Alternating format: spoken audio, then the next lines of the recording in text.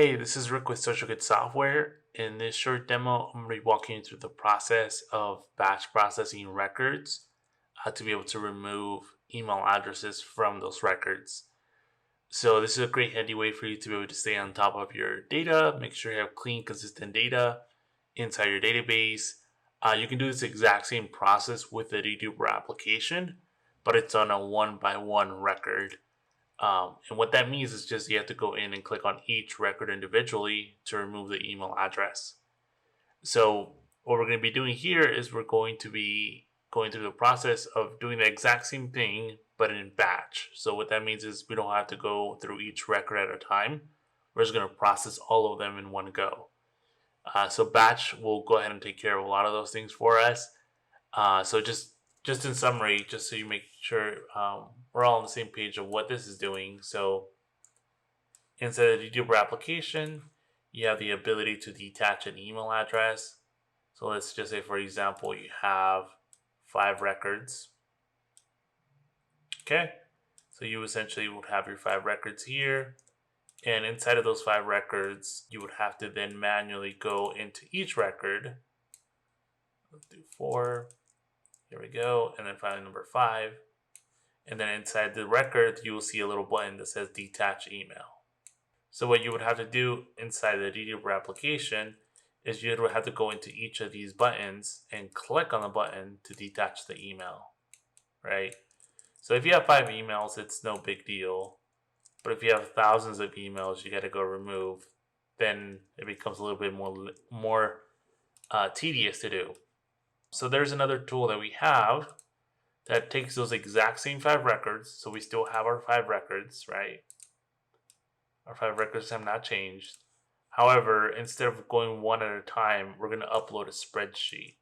This spreadsheet can be a CSV file or a Excel, whatever you like. In this example, I'm going to be showing you how to do this with the CSV file, but it's the same thing with the spreadsheet. And inside this CSV file, we're going to need to have 2 things. We're going to need to have an email,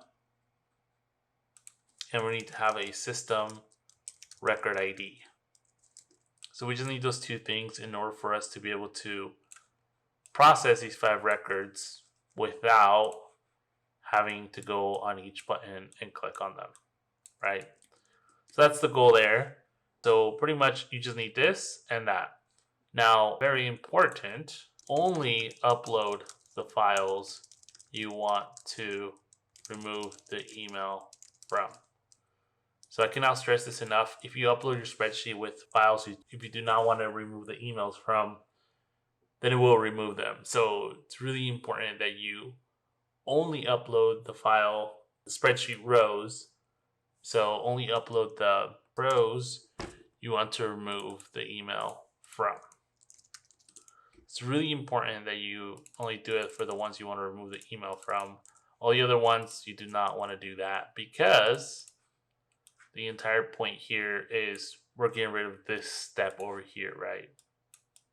Okay, so hopefully that clears that up. So if you upload a spreadsheet that includes records that you want to keep the email on, the batch will process them as well. So there's no warning there. So my warning that I'm giving you is here and now. So important, only upload the rows you want to remove the email from. Okay, great. So we're going to go ahead and get this done now.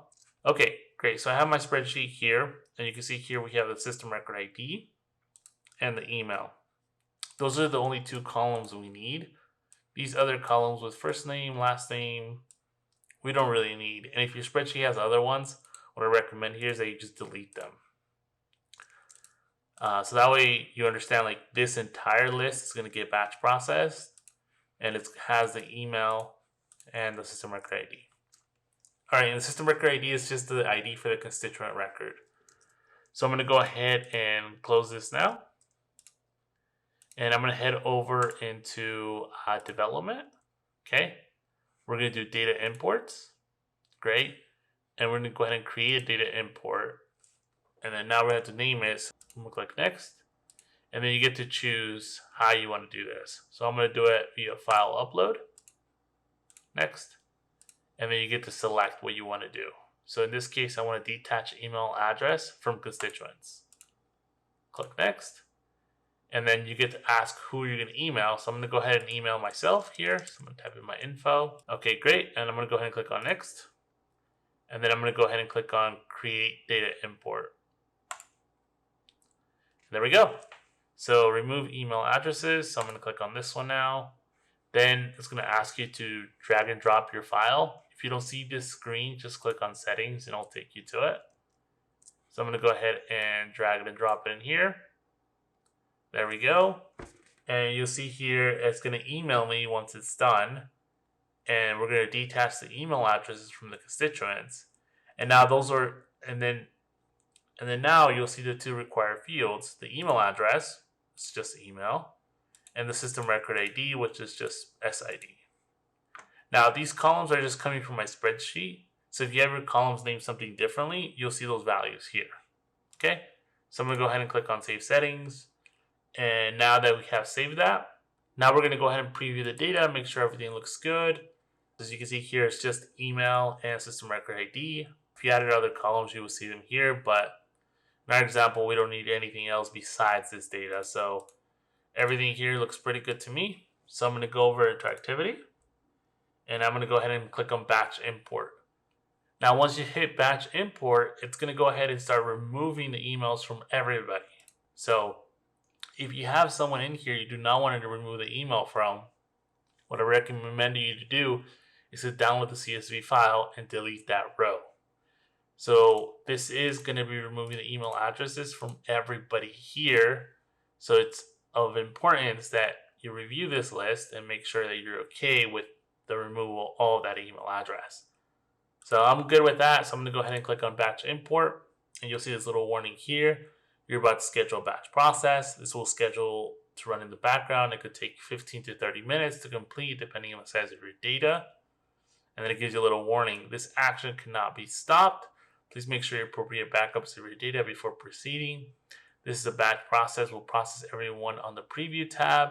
If you want to exclude anyone, please do that at the data source level. So again, that just means go to your spreadsheet, delete the rows, and then re-upload.